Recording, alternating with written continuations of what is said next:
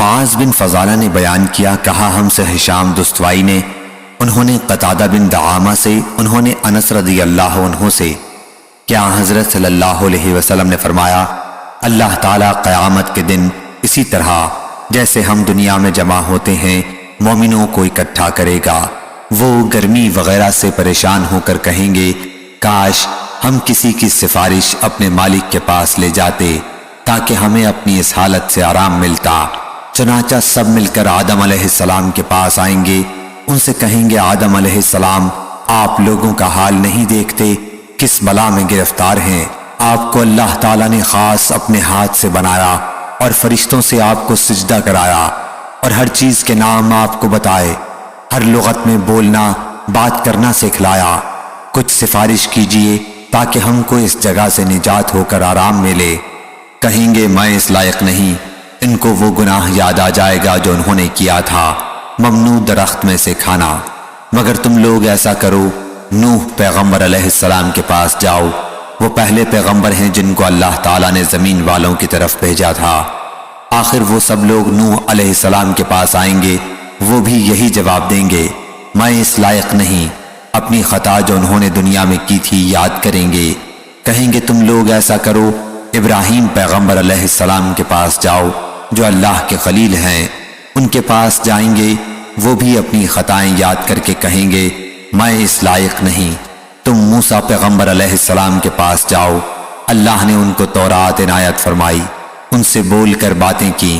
یہ لوگ موسیٰ علیہ السلام کے پاس آئیں گے، وہ بھی یہی کہیں گے میں اس لائق نہیں۔ اپنی خطا جو انہوں نے دنیا میں کی تھی یاد کریں گے۔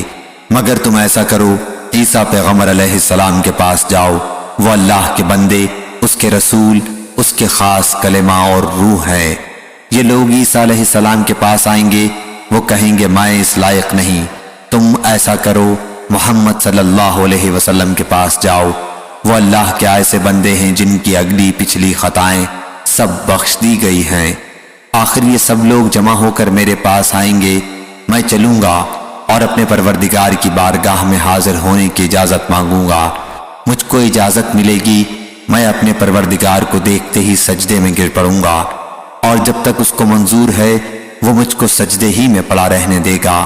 اس کے بعد حکم ہوگا، محمد صلی اللہ علیہ وسلم اپنا سر اٹھاؤ اور عرض کرو، تمہاری عرض سنی جائے گی، تمہاری درخواست منظور ہوگی، تمہاری سفارش مقبول ہوگی۔ اس وقت میں اپنے مالک کی ایسی ایسی تعریفیں کروں گا جو وہ مجھ کو سکھا چکا ہے یا سکھلائے گا۔ پھر لوگوں کی سفارش شروع کر دوں گا، سفارش کی ایک حد مقرر کر دی جائے گی، میں ان کو بہشت میں لے جاؤں گا، پھر لوٹ کر اپنے پروردگار کے پاس حاضر ہوں گا اور اس کو دیکھتے ہی سجدے میں گر پڑوں گا، جب تک پروردگار چاہے گا مجھ کو سجدے میں پڑا رہنے دے گا۔ اس کے بعد ارشاد ہوگا، محمد صلی اللہ علیہ وسلم اپنا سر اٹھاؤ، جو تم کہو گے سنا جائے گا اور سفارش کرو گے تو قبول ہوگی۔ پھر میں اپنے پروردگار کی ایسی تعریفیں کروں گا جو اللہ نے مجھ کو سکھلائیں یا سکھلائے گا۔ اس کے بعد سفارش کر دوں گا، لیکن سفارش کی ایک حد مقرر کر دی جائے گی، میں ان کو بہشت میں لے جاؤں گا، پھر لوٹ کر اپنے پروردگار کے پاس حاضر ہوں گا، اس کو دیکھتے ہی سجدے میں گر پڑوں گا، جب تک پروردگار چاہے گا مجھ کو سجدے میں پڑا رہنے دے گا۔ اس کے بعد ارشاد ہوگا، محمد صلی اللہ علیہ وسلم اپنا سر اٹھاؤ، جو تم کہو گے سنا جائے گا اور سفارش کرو گے تو قبول ہوگی۔ پھر میں اپنے پروردگار کی ایسی تعریف کروں گا جو اللہ نے مجھ کو سکھائیں یا سکھلائے گا۔ اس کے بعد سفارش شروع کر دوں گا، لیکن سفارش کی ایک حد مقرر کر دی جائے گی، میں ان کو بہشت میں لے جاؤں گا، پھر لوٹ کر اپنے پروردگار کے پاس حاضر ہوں گا، عرض کروں گا، یا پاک پروردگار، اب تو دوزخ میں ایسے ہی لوگ رہ گئے ہیں جو قرآن کے بموجب دوزخ ہی میں ہمیشہ رہنے کے لائق ہیں، یعنی کافر اور مشرک۔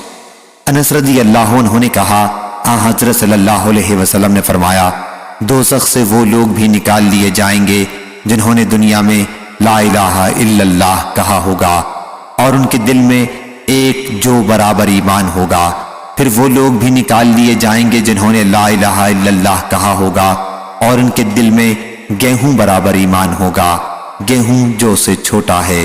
پھر وہ بھی نکال لیے جائیں گے جنہوں نے لا الہ الا اللہ کہا ہوگا اور ان کے دل میں چیونٹی برابر یا بھنگے برابر ایمان ہوگا۔